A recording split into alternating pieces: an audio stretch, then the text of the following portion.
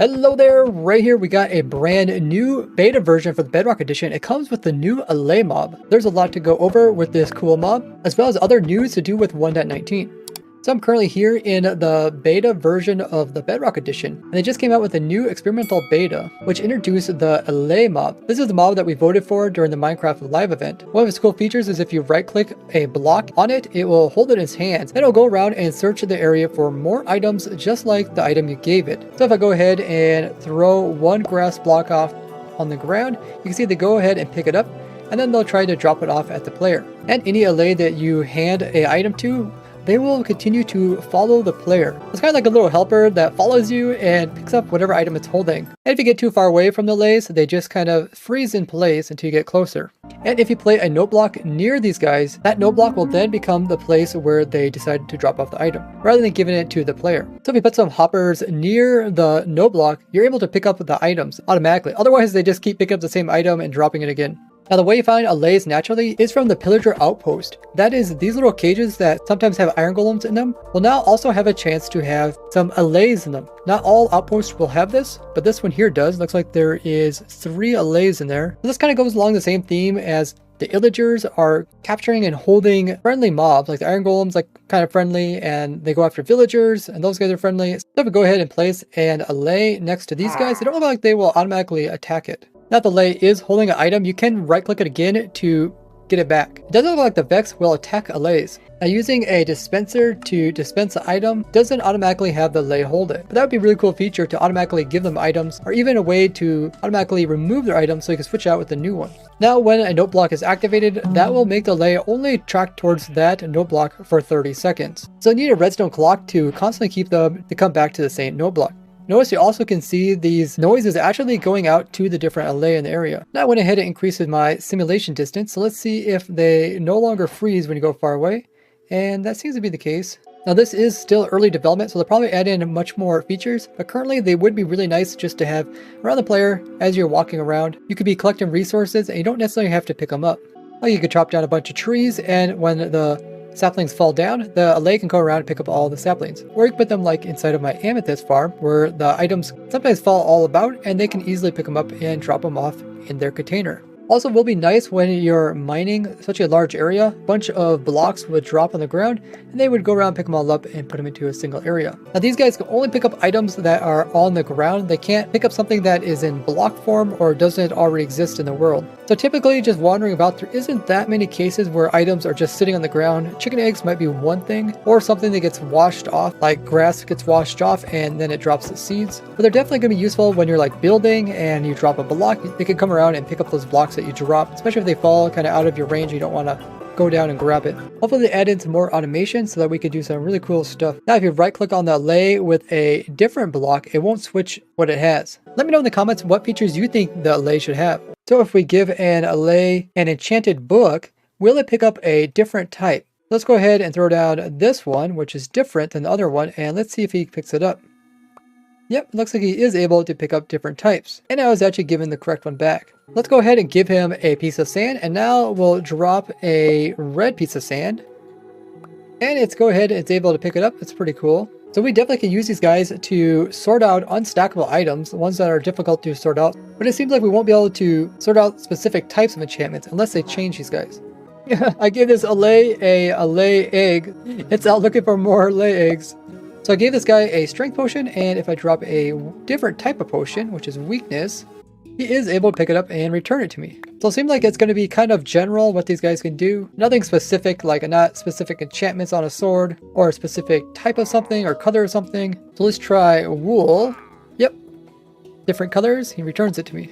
This also could change the way that we actually design farms, because we don't have to always concentrate on the best way to collect items. We can have different ways to kill mobs or produce items that are difficult to collect and just have the Allay come in and pick them up. But we're going to be limited by how fast these guys pick up and drop off items, as whenever you use entities to do stuff, they are much slower than using hoppers and other methods. So I got a lead, and it looks like you can't actually leash these things. And they are able to ride boats as passengers. Let's go ahead and drop an item while it's inside the boat. Now let's go ahead and kill one of these and see how much health it has. It has very little health, and it doesn't look like it drops anything except for the item it's holding. And it doesn't appear these guys can go through walls like Vex can. Now if we drop a whole bunch of items, He can only pick up some of them, but it looks like he can pick up groups of them. So if we drop a whole bunch of items, notice that he will pick up a glob of them. So if we spread out these items, you can see he just tries to pick up them one at a time and then return them, rather than picking them all up and then return them, being a little more efficient.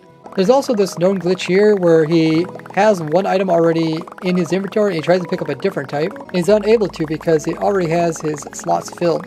This would be really cool to have inside my raid farm to sort out totems of undying. If there's something specific you want me to test with the Allay, let me know down in the comments, and we'll do that during my Wednesday snapshot testing stream, which is at 2 p.m. Eastern time. Now in this Bedrock Edition beta, they also came out with some of the changes that we've seen to the Java Edition to do with the sculk blocks as well as the darkness effect. The water isn't here for beta yet. We also have some other Minecraft news, some of it related to 1.19. If you've been keeping up with Minecraft news, you will know that this last weekend was supposed to be the release date for the Minecraft movie, but it didn't actually come out on March 4th. This is due because of the COVID pandemic. They actually pushed it off a bit, and there is now not a known date in which it will be released. It is being produced by Warner Brothers, but besides that, there's not too much that's known about it. We also got some more images of tweaks that are being made to the Deep Dark biome. Here you can see all the sculk blocks over here. In the distance, you can see it's clashing with this lush caves, which is making this cool look. We can also see this in this image here, how the natural sculk growth in the Deep Dark biome is more kind of smoother and organic and less like clumpy. In the very center, it's a little bit difficult to see, but there is a fossil that's being exposed. It is mentioned that they're testing to see if fossils being in the Deep Dark is something that brings a little more life to it. I definitely think the fossils are making it look nicer. But what do you guys think? In last week's video, I discovered that Ulruf was leaving secret messages on sticky notes that were in the standard galactic alphabet, the same one used in Minecraft enchanting tables. And he was putting these sticky notes inside of his in real life photos. I deciphered the last one, which turned out to be red sheep. But this week he also posted another image with some more cryptic messages. So I deciphered this one, and it reads Allay Unleashed. Allay is a new mob that's coming out in 1.19, and it has some really cool properties, like being able to give it items, and then it goes out and picks up items of similar type in the area. Now the second word, unleash, can mean a couple different things, such as that Allay is free to do whatever it wants, or it could be hinting at that it will be coming into the snapshot soon. But the word unleashed also has a Minecraft kind of theme behind it, and that is the word leash. Since you can actually lead things to fence posts in Minecraft, unleash means that you'll not be able to leash him up to anything.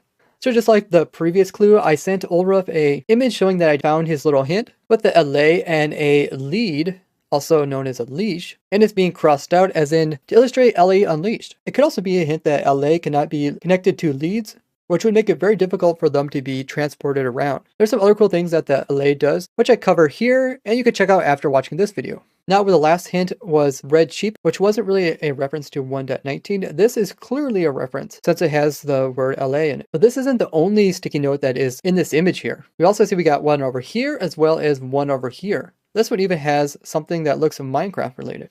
Now both of these are in Hebrew, and I don't speak Hebrew, so I asked some of the viewers what this translates into. And Mark got back with me with the translation for this one here, which when translated says, "Hello, Razeworks," which was a really cool surprise. And if you look at this little character here, this is actually my avatar known as Gordy. It's a pumpkin head with a leather tunic. So really cool to have a secret message that says hello to me. And this most likely is a reference to me being the first person to notice his cryptic messages. Ulruf is a really cool person. I love talking to him. He does stream, so you guys can check him out. I'll have his link down in the description. But there's actually a third sticky note that is on his table here. And when this one is translated, it says, "You found one secret, but you also missed one." So this is a reference where I found the cryptic message translated into red sheep. Ulruf is saying that there is another cryptic message that I missed. So I went back through his Twitter post where he's making different recipes, looking for hidden messages, and I also had everywhere where he wrote in Hebrew translated. So the messages on these food cards typically say what type of food it is, but rather than in Swedish, it's in Hebrew. But then I got to this picture here, and in the far top right corner, you can see there is a sticky note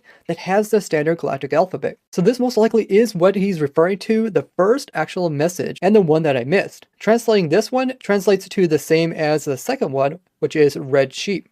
So probably nobody caught this one, and that's why he came out with a second image having the same message on it. It's very possible that we're going to have to collect all these different words that come on these sticky notes and rearrange them so they make sense. Some of you guys commented saying that you thought the red sheep was a reference to like the red herring, which means it's something that's misleading.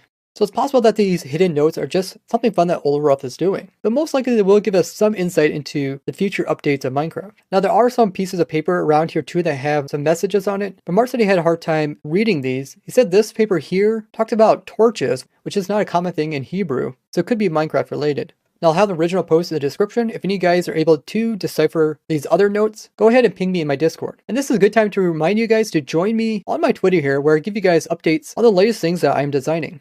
Also, the last date for voluntarily migrating your Java account into a Microsoft account is approaching. That is March 10th. Anytime after this, for any accounts that didn't migrate after its expiration date, you won't be able to play Minecraft until you upgrade your account first. You'll also be given the cape as an indicator that you did upgrade. But if you do miss the deadline, you don't lose your account or anything. And once you do upgrade, you will be given the cape. Now, Minecraft Festival is another thing that's supposed to be coming in 2022. This is where Mojang kind of pushes off the whole Minecraft Festival thing to a third party. We'll just focus on that. That way Mojang can focus on just doing updates in Minecraft. So the event's going to be a little bit different than anything we've seen in the past. But of course with COVID, this got pushed off, and it's going to be sometime late this year. But there is no official date. It's supposed to be in Orlando, Florida. And the reason I'm bringing this up is because the selling of tickets was supposed to be starting in March. And we're already here in March, so it's very possible that this month they'll open it up for sales. And there's different packages for different amounts. But they also said that there's going to be an exclusive Minecraft Festival cape that's both for Java and Bedrock. Now in the past, I was never able to go to any of the Minecraft events. It was just way out of my budget, but I'm hoping to be able to make it to this one. If you'd like to help me try to get to Minecraft Festival, you can support me either on Patreon or through my PayPal, which I'll have linked in the description. We're also getting a new way to buy Minecraft, and that is a bundle. So coming this summer, you'll be able to buy Minecraft Java as well as Bedrock Edition as the Minecraft PC bundle. But there's also an option to buy each one individually. They also promote their PC Game Pass here, where apparently you're able to play Minecraft without actually owning it, and that's done through a subscription-based payment. A lot of cool stuff to look forward to. Now check out this playlist all about cool things I came across during my testing, or this playlist about other cool things in 1.19. I'm really excited to design some new cool things with the Allay, so look forward to those videos. And in the meantime, make sure you leave a like as well as subscribe. I'd like to thank all you guys for watching, and I will see you guys in my next video. Bye bye!